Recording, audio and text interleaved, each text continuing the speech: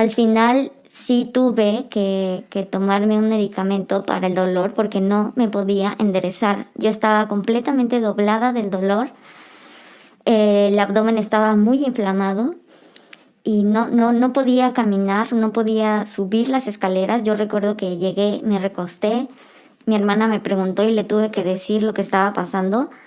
Ella me llevó una pastilla y la verdad es que yo estaba tan mal y llevaba tan mal como una hora y llorando horrible que me tomé el medicamento y dije pues ya, ni modo, ni modo, la verdad es que esto no lo puedo tolerar. Lo que yo no sabía es que me iba a hacer la cirugía otro médico que tuviera la cédula necesaria para hacer una cesárea. Entonces, pues yo no conocía cómo trabajaba ese médico, no conocía el hospital. Y esto, bueno, ya trajo complicaciones al momento de la cesárea. Nosotros tenemos una clínica de urgencias del IMSS muy cerca de casa, incluso más cerca que el ginecólogo y que el hospital donde me atendieron.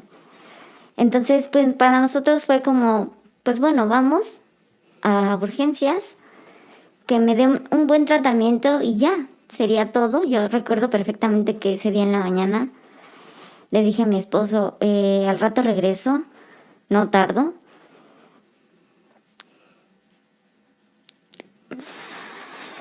Y no regresé hasta una semana después.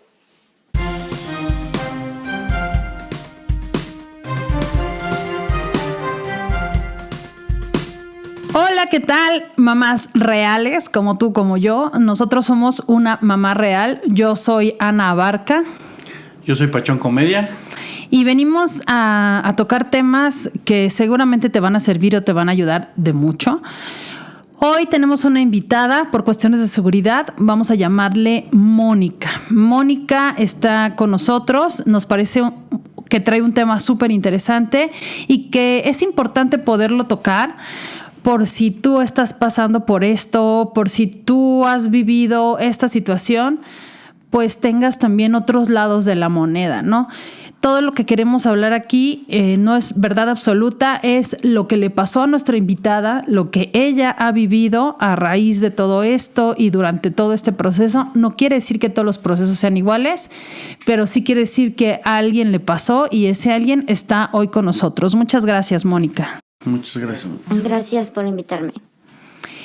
Bueno, cuéntanos, ¿a qué edad empezaste a hacer la donación de óvulos?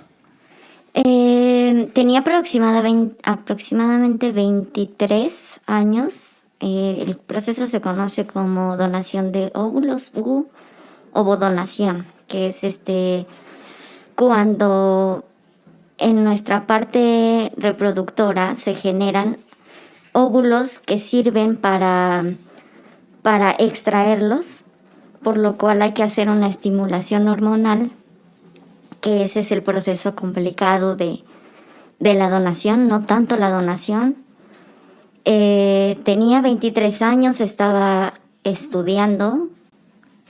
Toco este punto porque pues dentro de todo esto no pensamos en el proceso ni en las consecuencias, sino en la remuneración que esto nos pueda llegar a ayudar, y que sin informarnos accedemos a este tipo de prácticas que no son malas, pero hay que estar conscientes de las consecuencias, de cómo puede impactar en nosotros ese proceso, porque es doloroso. Las personas ahora lo ven como un evento altruista. En ese momento, la verdad, yo no lo vi así porque, pues, por la edad que tenía y la necesidad que me hizo llegar a ese punto, pues no me di las consecuencias. Ok. Tú tomas esta decisión por concluir la universidad, me imagino, para apoyarte económicamente de esta remuneración para poder seguir con los estudios. Claro, sí, yo no trabajaba, estaba solamente estudiando y de pronto me encontré pues ya en la necesidad de tener que concluir con mis estudios por mi cuenta, Y pues bueno, por la premura de realizar el pago y de recibir esta compensación, porque no te pagan por hacerlo, sino que te brindan una compensación por la donación. Entonces, o sea, yo simplemente recibí esta información como muy breve, a lo cual pues yo únicamente pensando en esta compensación pues accedí. ¿Cómo llegaste a este lugar? Una de mis amigas de la escuela me comentó que su mamá trabajaba en esta clínica. Ella era personal administrativo, no era médico ni nada. Por lo tanto, pues bueno, ella tampoco no estaba muy enterada de cómo era este proceso. No tomé en cuenta que, bueno, porque si es tan bueno como lo pintan, ella nunca lo ha hecho. Pero, pues, claro que la necesidad también me hizo informarme como muy por encimita, y hasta que inicié el proceso, que fue cuando me contacté con la mamá de esta chica, ella me hizo agendar una cita con los ginecólogos del lugar para empezar con las pruebas, porque eso sí, antes de comenzar cualquier cosa te hacen una revisión y unas pruebas médicas. ¿En qué consisten esas pruebas? Primero que nada, pruebas de sangre para revisar las enfermedades de transmisión sexual y me parece que niveles de insulina, cosas así, todo es por medio de la sangre. Estos exámenes, sí tengo que mencionar, se hacen muy periódicamente, es decir, sí, al menos todas las veces que yo fui, recuerdo que me sacaban sangre, sí o sí. ¿Era que Eran por etapas. La etapa primero pues eran los exámenes y descartar que yo fuera candidata o que no fuera. Esto no tiene mucho que ver, aunque así lo parece, con las características físicas de una persona, porque pues al final lo importante es pues el historial médico y clínico de cada paciente, porque también te envían con un psicólogo que yo no recuerdo, la verdad, haber dudado o haber hecho introspección de lo que realmente estaba haciendo. Esto es como un protocolo nada más, de que lo cumpliste y ya. Entonces, pues todos los días que iba me hacían pruebas de sangre, me revisaban, la ginecóloga de ahí me revisaba con un aparato intra, que ese aparato pues también es un poco incómodo. Invasivo. Sí, porque pues yo estaba asustada, no sabía qué íbamos a hacer, no conocía muy bien. Claro que sí, al momento te hablan de cómo es todo el proceso, de cómo van a ir avanzando. Y lo primero que me asustó, honestamente, fue una vez que iniciemos con el tratamiento, si tú decides ya no continuar, todo lo que hayamos invertido en ti lo tienes que pagar. Entonces, desde ahí ya había como un shock y yo ya estaba entre, pues bueno, ¿cuánto puede costar lo que me hagan? Claro, no habíamos avanzado nada. Y pues ya ahorita lo que necesito es el dinero. Ok, vamos con todo. Una vez que iniciamos, otra cosa que también me asustaba mucho es que me decían que me tenía que poner en cierta etapa inyectado un medicamento que necesitaba estar a cierta temperatura, que tenía que ser en el mismo horario, exactamente cada 24 horas, en el mismo horario, es decir, con alarmas y todo, no importa dónde estuvieras, no importa lo que estuvieras haciendo, y que me iban a estar recetando medicamentos anticonceptivos a propósito de las hormonas. La primera estimulación era con medicamentos anticonceptivos que tenían que ser de cierta marca, de cierto costo y que yo tenía que cubrirlos inicialmente, después me iban a hacer el reembolso. ¿Y por qué lo tenías que cubrir tú? Porque supongo que es como entre que es la primera etapa y es como de, bueno, si se arrepiente, pues simplemente no le reembolsamos y ya. Ok. Mónica, ¿cuánto duró este proceso para que te aceptaran, para que vieran que eras viable? Como estos procedimientos, tengo entendido que son como a demanda, En ese entonces sí había una persona interesada en mi información genética, digámoslo así. Entonces fue casi inmediato. Empecé el proceso y al máximo de un mes ya estábamos haciendo la donación. La primera. Sí, o sea, yo fui a hacerme mis exámenes y todo y empezamos de inmediato. Al mes ya estábamos haciendo la donación. Es más o menos lo que dura todo el proceso. Ok, tú eras sola, eras soltera, me imagino, no tenías pareja. Sí tenía pareja. Ok. Esto es importante porque pues hay una pareja estable, por lo tanto la actividad sexual pues también es estable. ¿Por qué lo menciono? Porque también ellos al estimular tanto la parte de la generación de estos óvulos, pues te advierten desde el inicio que vas a estar demasiado fértil, por lo que hay que tener muchísimas precauciones. Una de las condiciones que ellos dan es no tener actividad sexual. Ok. En ese mes. Sí, en ese mes ni con preservativo, o sea, no tener actividad sexual. Creo que no me pareció como algo grave ni que me fuera a preocupar, pero después entendía, ¿no? Entendía por qué tantas restricciones. Esto es lo que sucede aquí es que esto es una generación de óvulos que la hacemos todas las mujeres cada mes. Nosotros generamos óvulos en los ovarios y lo que hace todo este medicamento, todas estas hormonas, es hacerlos grandes como a modo de facilitar la extracción. Madurarlos. Ajá. Nosotros no podemos decir que tenemos hijos regados, que es lo que luego dicen, o que hay hijos como por ahí, porque estos óvulos solo contienen nuestra información genética, no es como tal que estemos regalando hijos, porque al final para que se pueda crear un hijo, digamos, una fecundación, necesitamos del espermatozoide, entonces no puede ser que tengamos hijos regados. Esto sí es importante porque pues no es algo que perjudique en cuestión de confidencialidad, aunque supe de casos de gente que sí sabía quién era la familia que había recibido la donación. En mi caso yo no supe quiénes eran.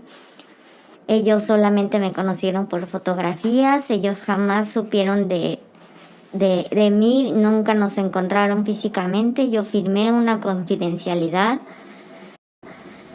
Entonces yo no puedo asegurar que esos óvulos hayan sido fecundados o no.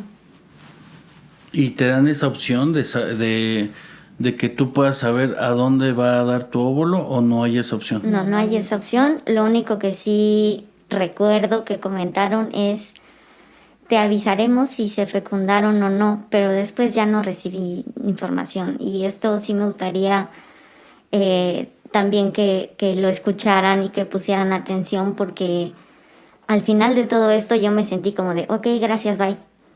Y Eso, a ver, hace rato que nos platicabas un poco de este proceso, nos hablabas de la frialdad. O sea, tenemos esta idea de que vamos al ginecólogo y nos cuidan y todo es en pro de nosotros, ¿no? La salud y los servicios médicos. ¿Cómo lo viviste tú? ¿Cómo lo sentías? pues yo empezaba a sentir un poco de presión, porque pues ya pensaba, si me arrepiento, no tengo cómo devolverles lo que han invertido en este proceso. Segundo, ya hablando de como tal, el proceso de la etapa de cuando ya las hormonas son inyectadas, la verdad es que eso fue lo peor. Eso fue lo peor. Hay gente que tiene un umbral del dolor que le permite realizar estos procedimientos hasta a veces 3 o 4 veces al año, porque se puede hacer. Pero no, yo la verdad es que eso fue para mí lo más doloroso. Yo tenía el abdomen súper inflamado, tenía marcada con moretones mi parte abdominal, porque te tienes que poner una inyección todos los días. Ellos te dan el material, ellos te dan los medicamentos hormonales. Tienes que usar únicamente esos medicamentos.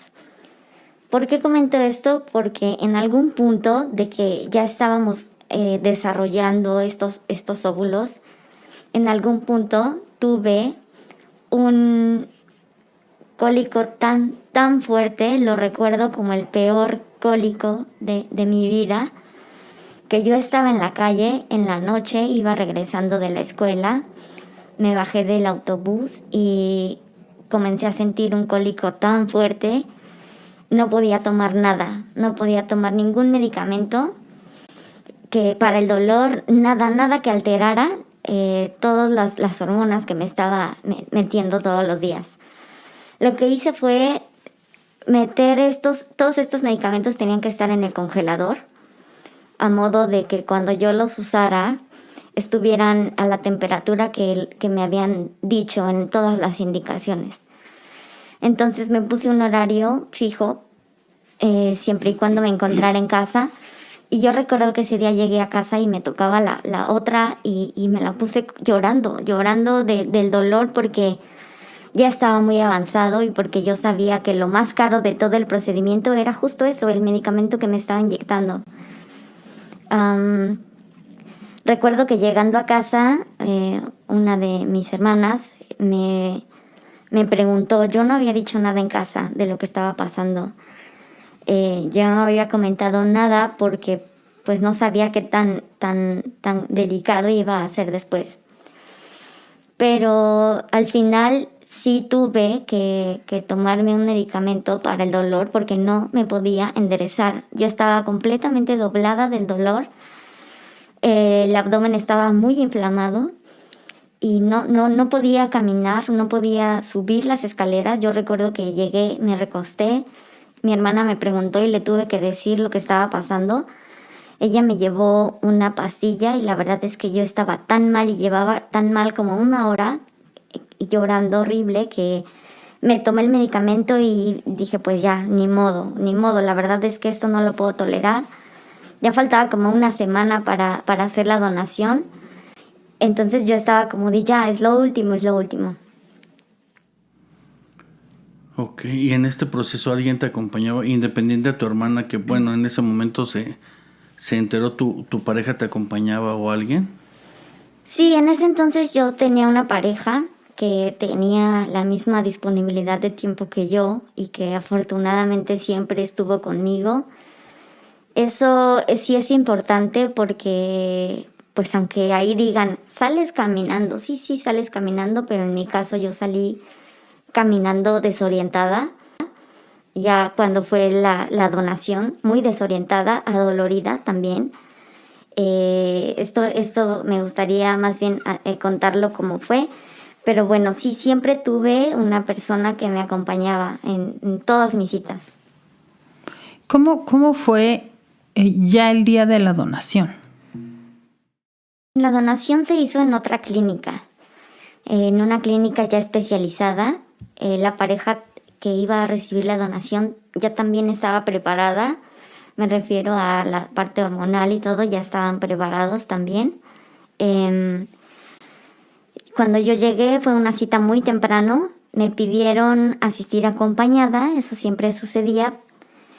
Me pusieron una anestesia que me durmió todo el procedimiento,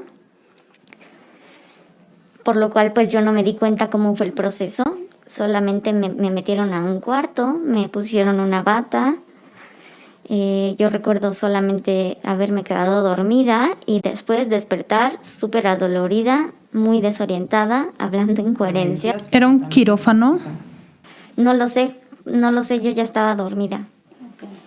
Sí nos hacen hincapié en lo que van a hacer, en lo que puede pasar al despertar y que cuando ya pasen todos estos efectos, entonces me puedo retirar.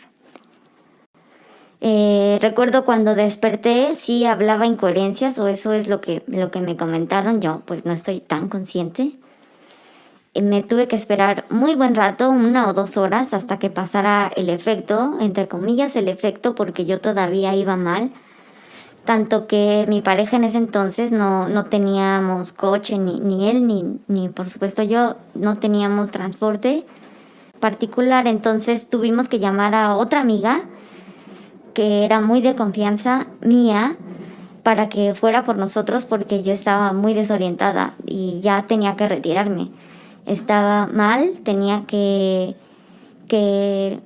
caminar sostenida de alguien, pero pues eso implicaba regresarme en transporte público así, en ese estado. Entonces no nos sentíamos muy seguros. Sí recuerdo que fue como que, o sea, no recuerdo el personal de esa clínica, porque ya después no fue como que me dieran seguimiento, cómo seguiste, ven para otra cita a ver si todo está bien. O sea, te dejan salir y ya, gracias. Sí, ya, aquí. gracias, bye. Después ya me citaron para lo del pago, bueno, compensación. O sea, te pagan después de. Sí, después de, y ya yo nunca supe si esto había sido surtido efecto o no. Pero estamos hablando que hacen un desarrollo de estos óvulos. Nosotros generamos aproximadamente como 12 por periodo, de los cuales si no usamos ninguno o que no surge la parte de que el óvulo llega al lugar en donde puede ser fecundado, pues se desecha. Ellos lo que hacen es que desarrollan todos estos óvulos y no solo toman uno, toman muchos, los más que puedan. Por eso es que nos sobreestimulan para extraer lo más que se pueda. ¿Por qué comento esto? Porque sí, muchas veces pensamos que todos estos óvulos, a lo mejor yo ahora, después de haber tenido a mi hija, pues no puedo ya tener hijos, pero en algún momento hemos pensado en utilizar estos óvulos que me extraen en ese entonces, y yo no puedo hacer uso, aunque sean míos, tengan mi información genética, ya no puedo hacer uso de eso que me extraen. ¿Por qué? Porque tendrías que pagar todo el proceso, ¿no? Sí, Aparte. sí, porque aparte yo firmo de que pues renuncias. Sí, o sea, que me extraen y esto ya, o sea, eso es mi única función ahí, solo extraer. Aunque tenga mi información genética, yo no puedo hacer uso de esos óvulos. Ok. ¿Alguna vez te sentiste en riesgo? Sí, cuando tenía el cólico súper fuerte, yo juraba que me iba a dar una hemorragia o algo.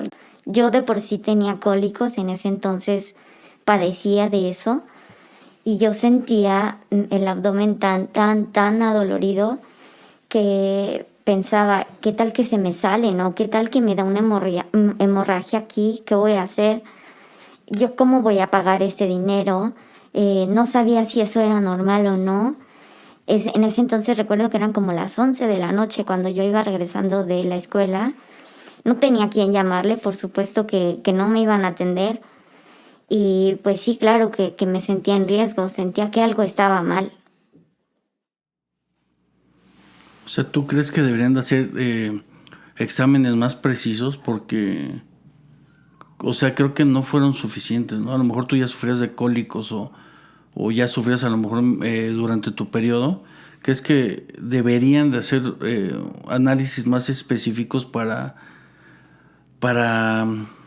captar personas o donantes que sean más viables y no sufran? Creo que más bien deberían de ser más específicos en lo que puede pasar durante. Eso yo no sabía no sabía que eso podía pasar. No sabía que me podían dar cólicos tan fuertes, ni tampoco sabía que se me iba a poner el abdomen lleno de hematomas por los piquetes, que se me iba a inflamar tanto el abdomen y que me iba a sentir muy incómoda. Y no es una inflamación como cuando hay un problema intestinal. Es una inflamación como cuando estás embarazada, o sea, porque yo ya lo estuve.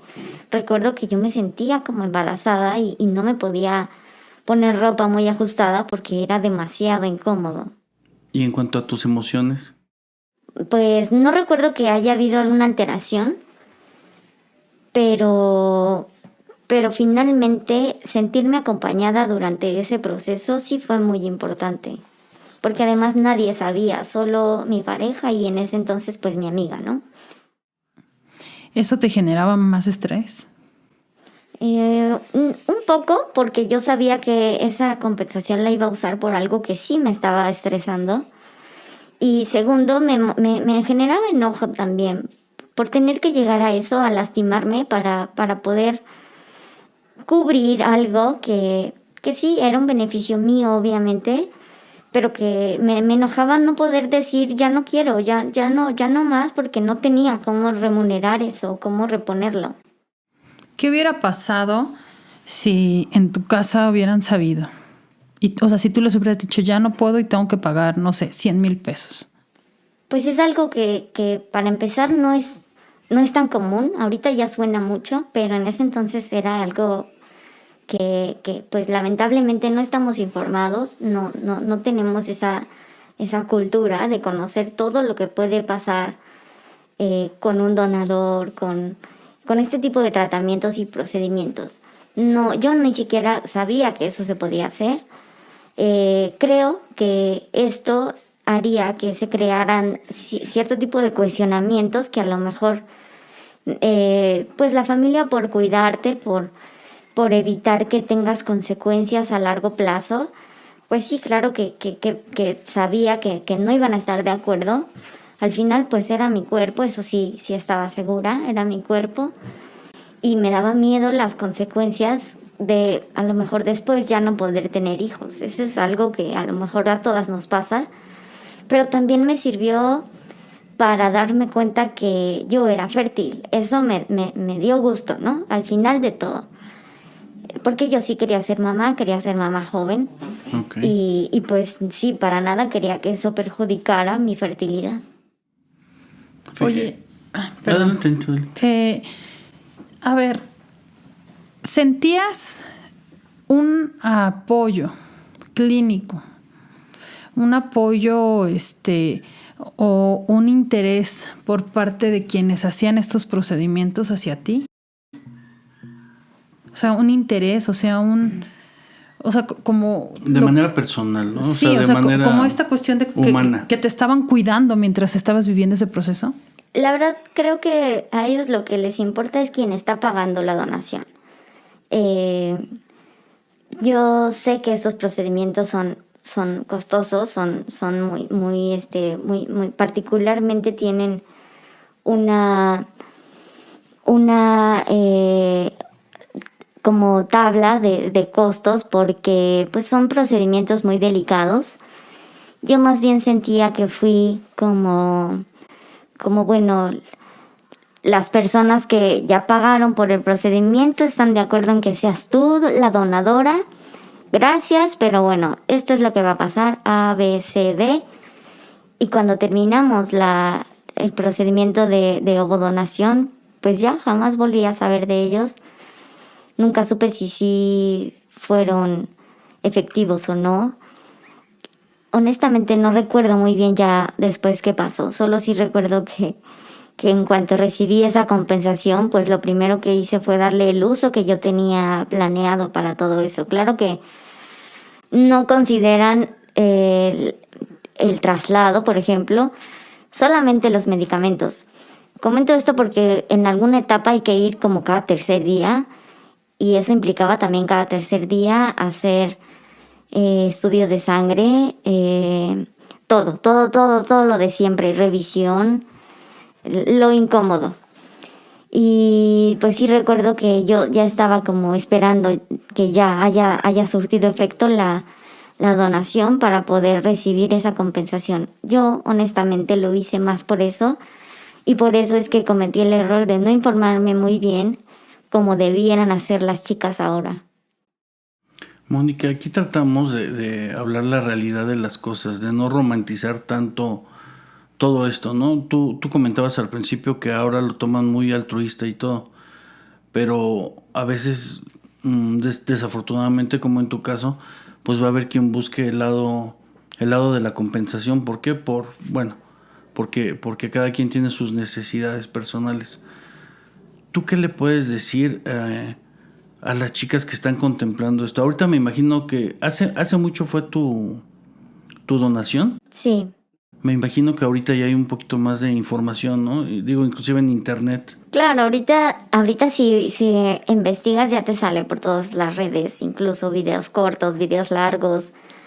Ya sale información de personas que lo han hecho, de personas que tuvieron consecuencias negativas, de cómo son los procesos. Pero en ese entonces yo no recuerdo que me hubiera informado por otras fuentes de cómo era.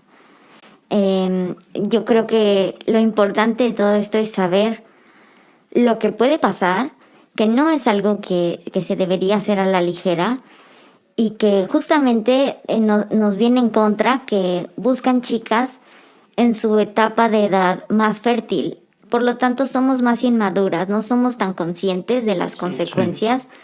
Digo, ahora yo soy madre y pienso, si esto me hubiera hecho alguna consecuencia o alguna secuela negativa, pues yo estaría profundamente arrepentida. Claro que dándoles la oportunidad a otros de ser papás, Pierdes la tuya. pierdo la mía y que no puedo asegurar que sí sea eso una consecuencia. ¿Sentiste en algún momento riesgo de tu vida? De mi vida no, pero de mi fertilidad sí. Ok. ¿Cómo fue tu embarazo? ¿Cuánto tiempo pasó? Pasaron como 8 años, más o menos. Mi embarazo fue de alto riesgo. No estoy segura.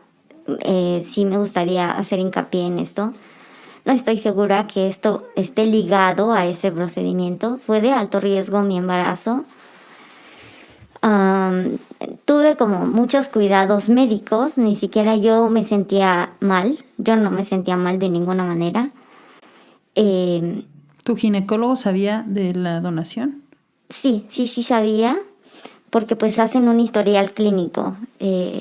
Entre ellos preguntan si has abortado, si has tenido alguna otra intervención. Incluso recuerdo que me preguntaron que si había tenido alguna como in vitro, o sea, si yo me había ingresado así, Ok. pero no, nada de eso. Sí recuerdo haberlo comentado. Hasta entonces mi esposo se enteró porque yo no le había contado. Mi esposo, estoy hablando ya de otra pareja, se enteró y también él me cuestionó muchísimo porque pues no porque desconfiara, sino porque no estamos informados, no conocemos eso. No lo sabemos y nos da curiosidad y a los hombres pues más.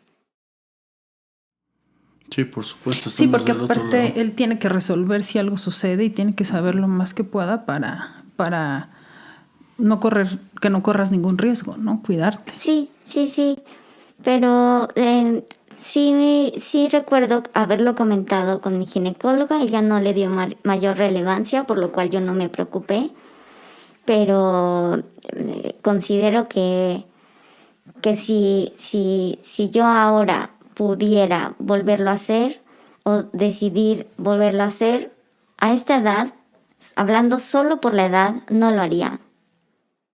Ok, ¿lo hiciste nada más una vez el procedimiento? Sí, solo fue una experiencia.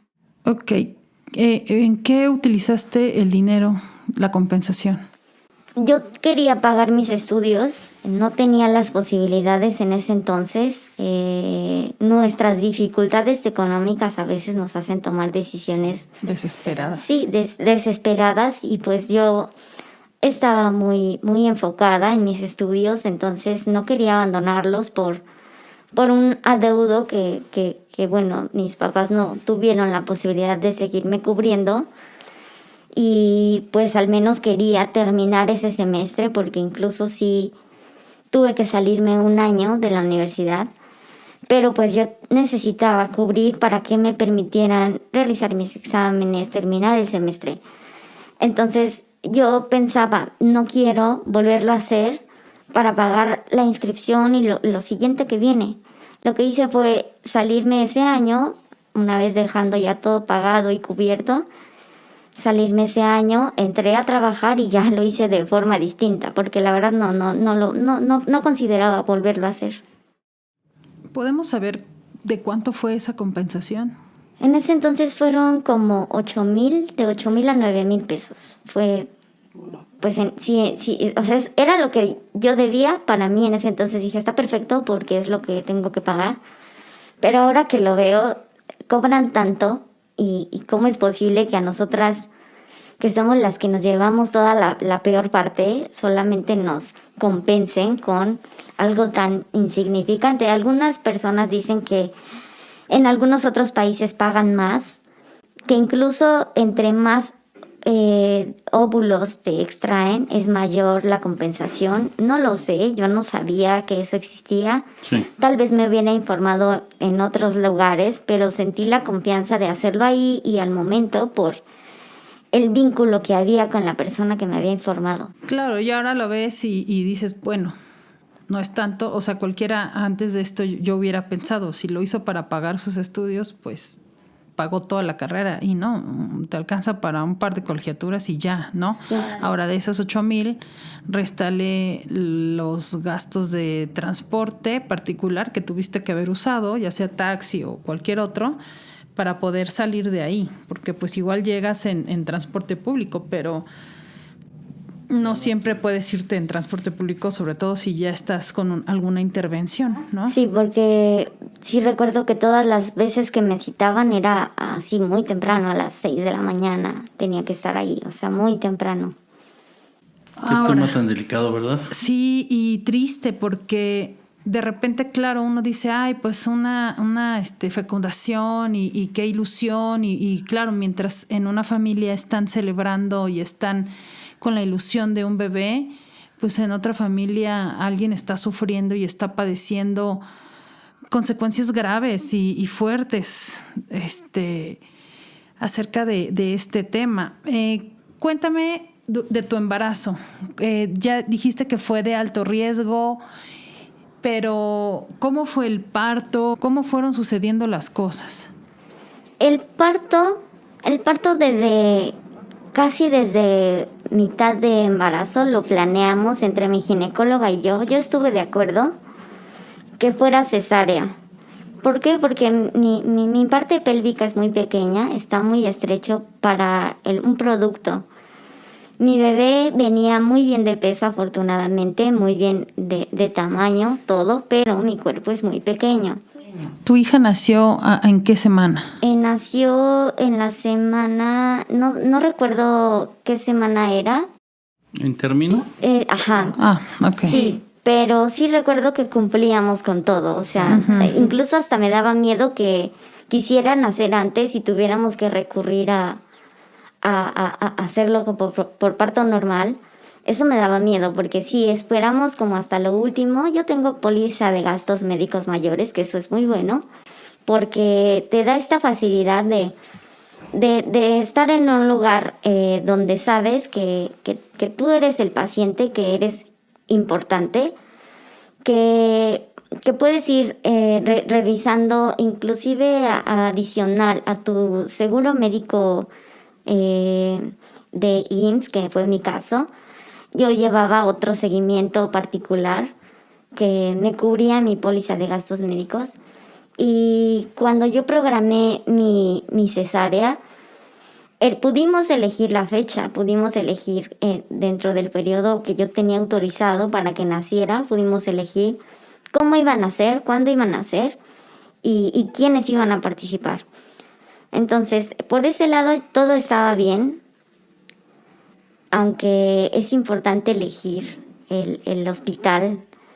El hospital y las personas que van a intervenir en tu parto, porque pues aquí viene otro problema que no estoy segura, repito, no estoy segura que haya sido a consecuencia ni tampoco estoy segura que haya tenido algo que ver el lugar en donde me hicieron la cesárea.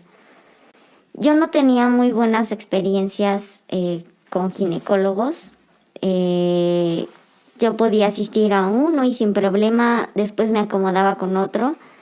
Eran como seguimientos de rutina y entonces cuando yo llego con esta ginecóloga, la verdad es que ella, muy buena persona, muy humana, me hizo todo mi seguimiento y con ellos mismos programé esta cirugía.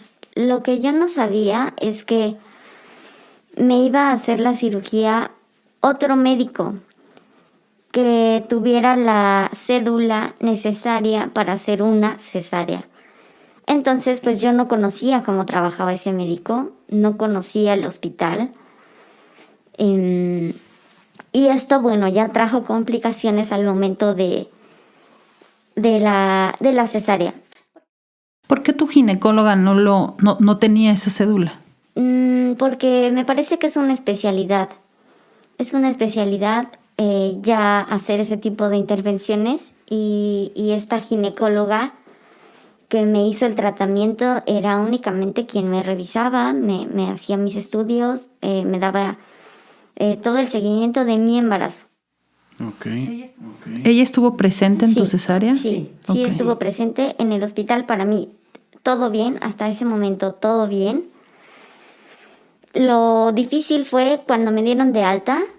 Yo llegué a casa con mi bebé y todo bien. Nació bastante bien de salud, eso no tuvimos ningún problema. Y cuando llegué a casa estaba en tratamiento, antibióticos y todo. Hasta ahí todo bien. Pasaron como 2 semanas y yo seguía con fiebre.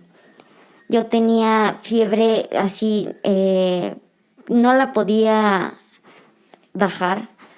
Yo cada 8 horas sentía como me empezaba otra vez la fiebre, tomaba medicamento y a las 8 horas otra vez. Y así estuve como por 5 días. Pensamos que era mastitis lo que me estaba pasando, porque pues también me dio, también tuve mastitis y pues al ser mi primer embarazo no estoy tampoco informada de cómo identificar cuando es mastitis o cuando es una infección de verdad. Entonces sí recuerdo que yo le escribía a mi ginecóloga y estaba de vacaciones, porque esto fue en un periodo vacacional.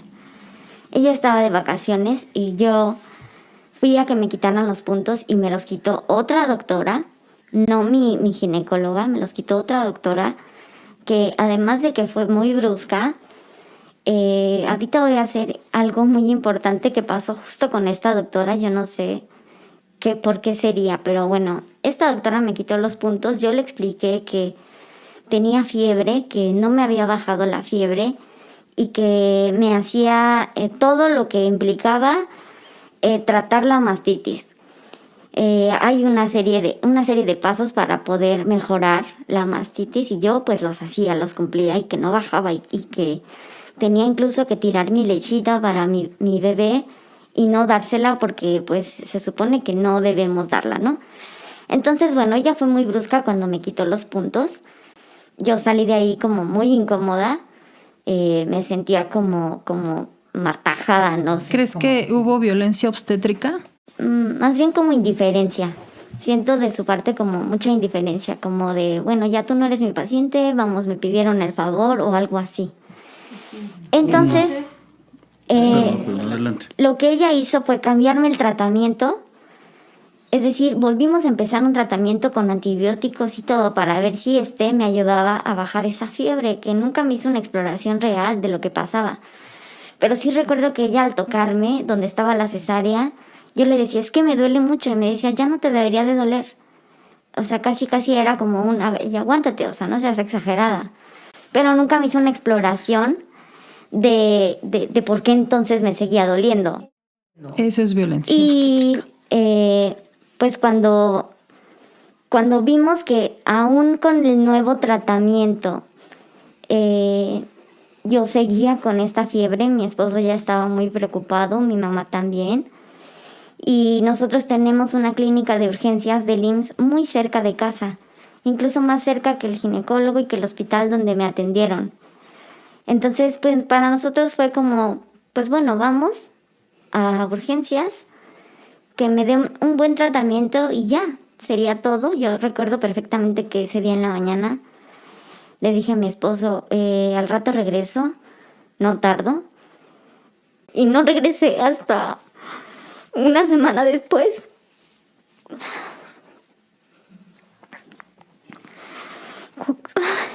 Perdón, no había hablado de esto hace mucho.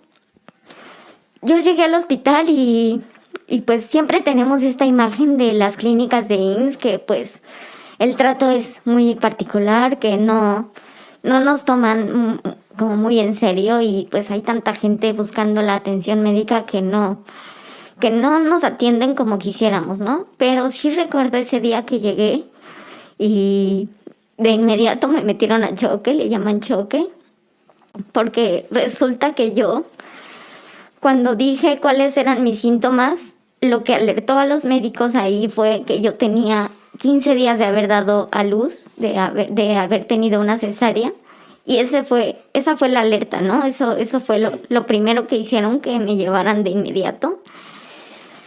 Me hicieron estudios, mi mamá estaba muy asustada, yo también estaba muy asustada porque pues no sabía qué estaba pasando. De inmediato me conectaron suero, todo, me quitaron la ropa. No la cortaron porque yo iba consciente, entonces me hicieron cambiarme rápido. Me hicieron una exploración y me dijeron, muy probablemente tengas restos en consecuencia de tu parto, tengas restos ahí, por eso tengas la fiebre tan alta. Pues ya, yo confié, me iban a trasladar a una clínica de especialidades, especialidades ginecológicas, en una ambulancia. Entonces yo estaba pues más preocupada, ¿no? No sabía qué estaba pasando. Cuando yo llegué al hospital, cuando me trasladaron en la ambulancia, determinaron, claro, después de estudios, medicamentos y todo, determinaron que yo tenía una infección en vías urinarias. ¿Cómo asumieron esto? Pues porque ya me dolía hacer del baño, orinar me ardía, me dolía mucho, y eso que había sido cesárea. Yo no había tenido parto normal. Tenía ardor horrible cuando intentaba hacer del baño, me dolía muchísimo. Yo tenía que acompañarme de mi esposo y apretarle la mano porque no podía. Yo sentía que era lo peor que me podía pasar, hacer del baño. Entonces me diagnosticaron infección de vías urinarias. La chica que me estuvo atendiendo me dijo que necesitaba que yo dejara de llorar porque yo estaba muy mal, llorando muy mal, porque fue todo muy rápido y no me lo esperaba. Me dijo, necesitamos que dejes de llorar porque si no te van a pasar a terapia intensiva y al menos ahí vas a estar 15 días. Entonces deja de llorar porque no te queremos meter a terapia intensiva, y de ser así vas a tener que estar más tiempo aquí en el hospital. Eso fue lo único que me hizo parar de llorar. No tener que quedarme ahí más tiempo. Cuando ya me iban a dar de alta, porque estaban esperando que el medicamento me hiciera efecto, bajar la temperatura, mi esposo fue a verme en la mañana y me llevaron a hacer otros estudios como parte de un protocolo. Habían pasado como 3 días nada más, como parte de un protocolo antes de darme de alta. Y mi esposo estaba ahí y entonces le dijeron que me tenían que llevar a hacer una placa.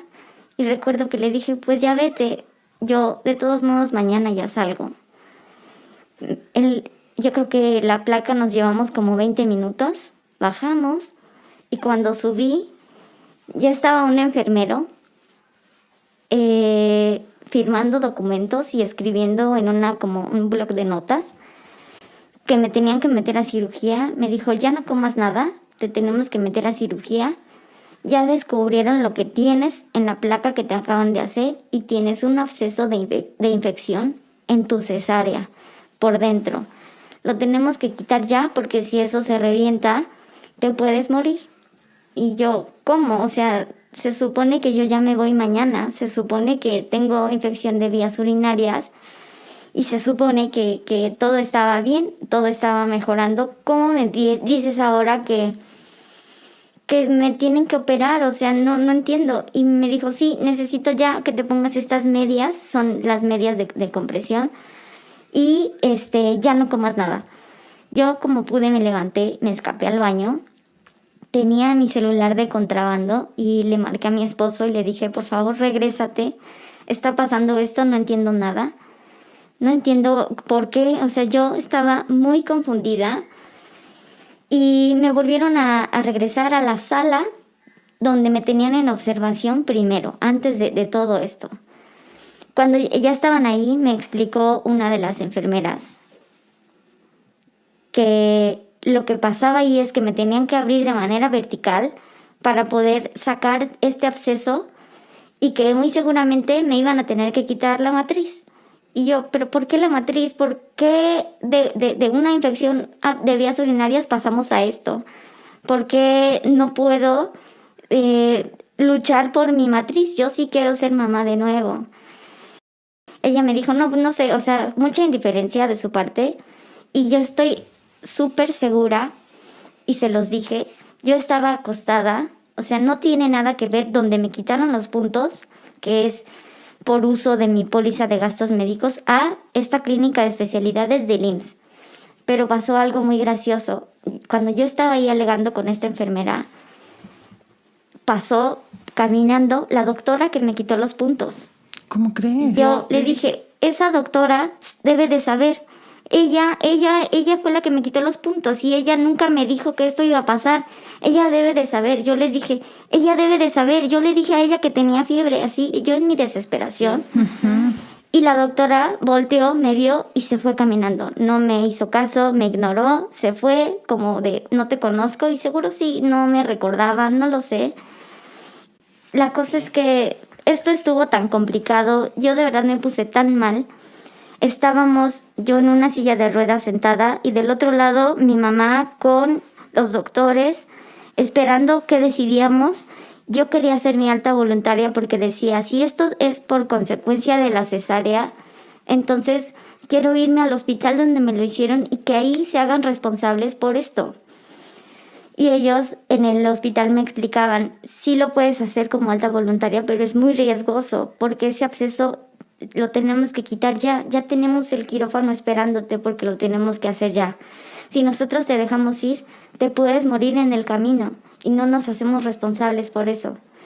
Entonces, lo único que hice, yo le hablé a mi doctora, mi ginecóloga, y me dijo, sí, está bien, yo puedo recibirte acá, pero no puedo firmar nada como responsiva, ni puedo ir a recogerte. Si quieres, yo te espero aquí, te atendemos y todo, pero no puedo hacerme responsable por eso. Y entonces yo me acuerdo que le hablé a un doctor de mi trabajo para explicarle todo esto que estaba pasando, y él me dijo, yo te sugiero que te quedes en donde estás, ya te están atendiendo, sí te debería de cubrir, sí te cubre tu póliza, pero necesitamos que te atiendan ya, entonces te sugiero que te quedes ahí. Fue por eso que me quedé ahí. Al final el subdirector y el jefe de zona o algo así tenían un puesto importante, ya estaban involucrados en esto, ya estaban ahí hablando conmigo y con mi mamá, ya estaban ahí, la gente nos miraba, pero porque yo no podía creer cómo de una infección de vías urinarias pasamos a esto. ¿En qué momento perdieron esta ética de primero mal diagnosticar, no ponerme el tratamiento correcto y no haberme hecho la placa de a lo mejor desde que llegué y no hasta que ya me iba? Entonces, bueno, al final, para sentirme más tranquila y a mí y a mi mamá, uno de los médicos ahí, jefe de toda ese personal, le dijo, señora, si usted se queda más tranquila, yo le voy a hacer la cirugía. Yo voy a estar en todo momento pendiente de su cirugía y vamos a ver si podemos rescatar la matriz. Yo pedí que me abrieran sobre la misma cesárea, que no me hicieran vertical, porque es muy doloroso. O sea, yo ya había terminado la cesárea y me dolía muchísimo. Ya había tenido una apendicitis, me dolía muchísimo. Repito, soy muy flaquita. Entonces yo solamente pedía, bueno, usen la misma cesárea, etc. Me dijeron, te vamos a hacer una valoración de anestesia porque no podemos simplemente dormirte ya. Y yo, no, ninguna valoración, por favor, quiero estar despierta, quiero estar consciente de que puedo rescatar. Yo pensaba, yo puedo rescatar mi matriz, de que todavía puedo tener hijos. Y yo llorando le decía al médico, es que ustedes no están pensando en que yo todavía quiero ser mamá y están decidiendo por mí. Total, me llevaron otra vez a quirófano, otra vez me pusieron la anestesia local y yo decidí estar despierta durante todo el proceso. Cuando este médico me abrió, se levantó de su lugar, se acercó hacia mí y me dijo, no podemos hacer nada. En cuanto abrí, esto explotó y te tenemos que limpiar ya. Y pues ya, ahí con lágrimas en los ojos le dije, está bien, ya, solo quería eso, decidir qué hacer con mi matriz. Y entonces no puedo tener hijos, ni tampoco puedo hacer uso de esos óvulos que yo alguna vez doné para alguien que no podía cumplir un sueño que ahora yo no puedo cumplir. Wow, qué tema. ¿Te quitaron la matriz y el útero o solo la matriz? Según las notas postquirúrgicas se llaman, hacen un se llama como histerectomía total o parcial, algo así. Según ellos es parcial. Cuando yo, tiempo después, quise explorarme para ver cómo había quedado mi parte reproductiva, el médico me dijo, mira, no encuentro nada, pero aquí hay algo. Yo estoy haciendo una exploración, parece ser que sí te dejaron los ovarios, pero no lo podemos asegurar. Tendremos que hacer un estudio mucho más profundo que a lo mejor en este momento no es lo más importante.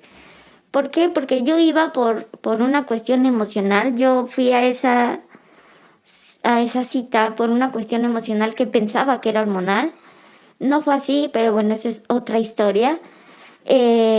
Por lo cual solo me hizo una exploración y me dijo, yo veo que hay algo aquí, pero es muy pequeño. No estoy segura que sean los ovarios, pero sí es posible. Pero ya no lo he confirmado. Ok, es muy triste y lamentable que a tu corta edad hayas tenido que pasar por tanta invasión y tanto procedimiento. Agradecemos mucho que nos lo compartas. Estamos seguros que alguien del otro lado va a recibir esta información y le va a servir de mucho. De verdad, es que el hecho de que estés aquí compartiéndonos lo que has vivido nos deja fríos y al mismo tiempo qué bueno saber que estás bien. Que ahorita estás bien y me imagino que tu nena está bien también. Sí, todo bien, no tiene ningún problema de salud a consecuencia de nada, ni del parto, ni del embarazo, nada. Y que también recalquemos que no solo hay malas prácticas en el sector salud, ¿no? Uh-huh. Porque vimos que la doctora que te quitó los puntos, pues te dejó de lado, no lo tomó en cuenta. A lo mejor era un buen momento, ¿no? Uh-huh. No solo es el sector salud, la verdad es que hay malas prácticas desde un plomero, un albañil hasta médicos, ¿no? Que deberían de tener la ética un poquito más elevada en cuanto a lo moral, a lo personal. Y conciencia de lo que hacen, porque me llama mucho la atención que no tenga la facultad de atender un parto, de hacer una cirugía y de tomar a la ligera. Y lo esté haciendo de alguna manera. Si lo está haciendo otro doctor con otra cédula y demás, bueno, por lo menos, ¿no? Fue honesta y te lo dijo, pero ¿cuántos van por la vida sin cédula haciendo cuestiones clandestinas completamente?